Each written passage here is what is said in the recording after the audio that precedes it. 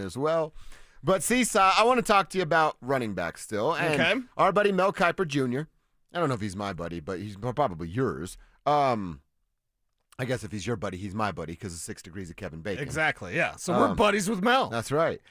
He has his latest mock draft out. It's 3.0 for Mel, and then he did his conference call. Our very own Andrew Mason was on the conference call, and of course, Mace cares about the Broncos, and he cares about giving you guys in Broncos country information and news about your favorite football team.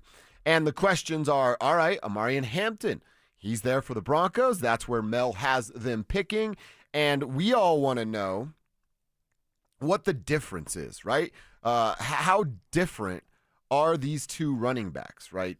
Mel Kiper comparing Omarion Hampton, comparing Ashton Jeanty. And I know in just your own evaluation, Cease, you have Ashton first. Yes. But in your eyes, what's the difference? How big or how far is the gap between the two talent-wise? It's perhaps not as far as some would think. Full disclosure, I have Ashton Jeanty as a top 5 pick.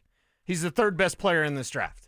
Point blank period. You have Travis Hunter 1, you have Abdul Carter 2, you have Ashton Jeanty 3. He's a top 3 player in this draft, regardless of position. The talent is off the charts, what he can do as a runner and receiver out of the backfield.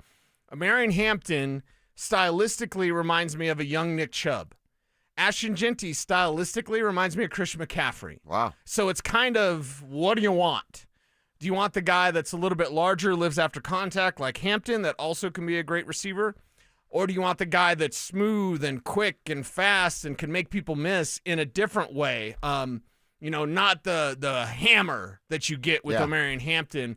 With Jenty, you get more of that dynamic, smooth, kind of dancing running back, but not dancing in a negative way.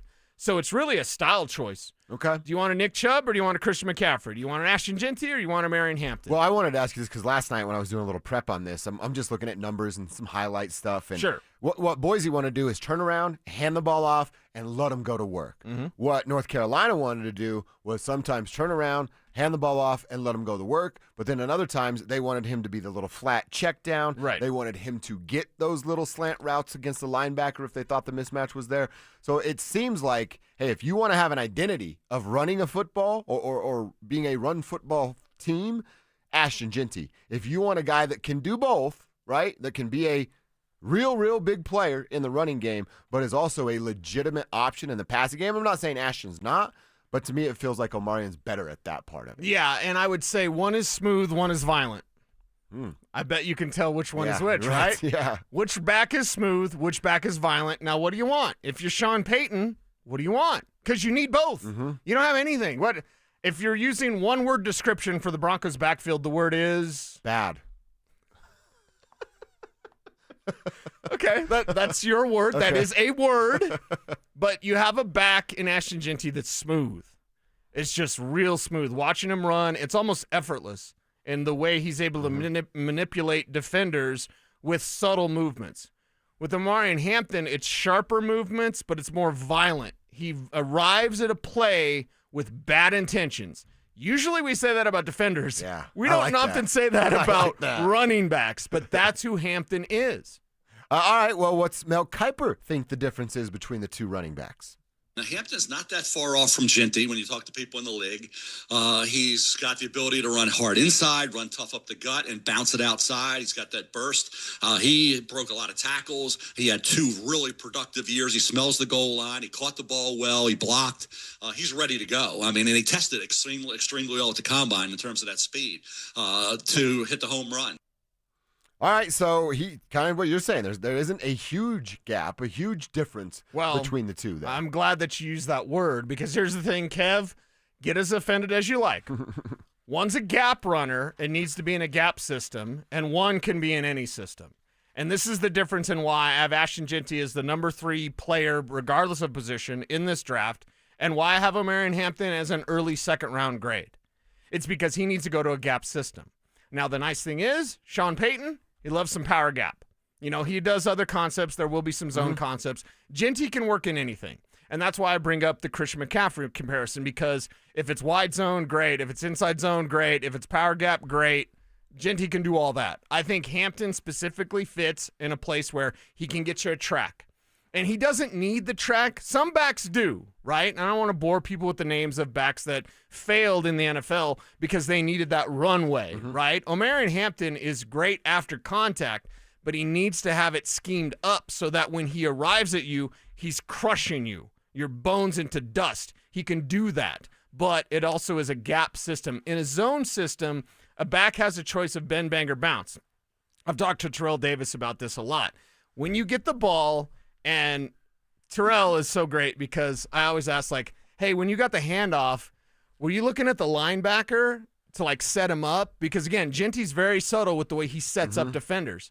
And TD's like, I was looking at the safeties. I already had the linebacker beat. Before he got the handoff, he had the linebacker beat based on his movement. And then in a zone system, you can bend it, you can bang it, or you can bounce it outside. Bang it between the tackles or bend it back opposite play side, depending on the flow of the defense. Hampton, I think, is a little bit too upright as a runner to be able to do that. That's why he needs that gap. And basically what I'm saying is gap. Just block that lane. Yep. That's the lane you're going. You're probably not making a different choice off of that lane. So, again, I urge everyone, and Kev, let me know your notes as well. When you watch Hampton, watch it when it's not there. When things get muddled up a little bit, he wants violence, and he's got better vision than Javonte Williams, who only sought out violence. So he's got better vision, but I also like it better when he's got that clear runway as a runner to just attack the hole, get to and through it quickly. Well, and then there's the aspect of pass pro and what that will look like, and Ashton Jeanty being a few inches smaller than Omarion Hampton, but weight-wise, I mean, they're both built like brick, you know what? Hampton's pass just pro, a little bit bigger. Yeah, he's larger, but his pass pro needs work. Oh, really? Yeah. Okay. Yeah, and that if there's a reason why, let's say Hampton's on the board, Tet McMillan's on the board, Colston Loveland's on the board, if there is a reason, I necessarily wouldn't like passing on Hampton at 20, but if there is a reason, it'll be his pass pro. Okay. Now, teams will think, can you fix that? Are you an effort guy? And basically with Hampton, it's hand placement. His hand placement is not great on pass protection. Well, the reason I'm asking to work on that about it is because you land Jenty, if that's a possibility. Yeah, land Hampton, which is certainly a possibility. I mean, we're not talking, or at least I hope we're not talking about this again. The 2 carries, now we're on to the next guy. 3 carries, now you're on to the next guy. Right. 4 snaps, now you're on to the next guy. The game that Sean Payton played a year ago with the running back, musical chairs that it was. I'm hopeful that you find the back that you can trust in all aspects, and there's more of that, so that what Sean said 2 years ago that he wanted to do and has not been able to do it because of roster construction is you can now show the same set and run everything out of that same set. Yeah, and I don't mean to scare anybody, but if we're comparing Ashton Jeanty and Omarion Hampton, you have pass protection concerns with Hampton, and you've got ball security concerns with Jenty. And also the kind of mileage thing, right? Because everyone looks at the mileage, and our buddy Mike Kliss will be like, there's a lot of tread on those tires. No, it's the opposite. There's not a lot of tread on those tires with Ashton Jeanty. So that also is a concern. For me, it's not the Boise State thing. It's not the North Carolina thing. Some people will bag on players for that.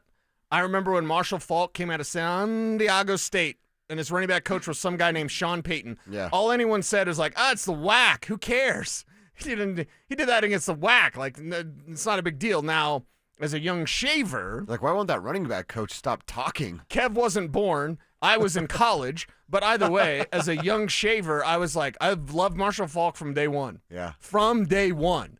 I saw something special. And again, I got plenty of misses, whatever. But, like, I see that same thing. And I don't want to say Marshall Faulk. I said Christian McCaffrey. Hell, that's good enough. That's pretty good, dude. But if you want a Marshall Faulk, shades of Marshall Faulk, you do what you can to get Ashton Jeanty. I just realized this. You're old enough to be Kevin's father. You could be Kevin's biological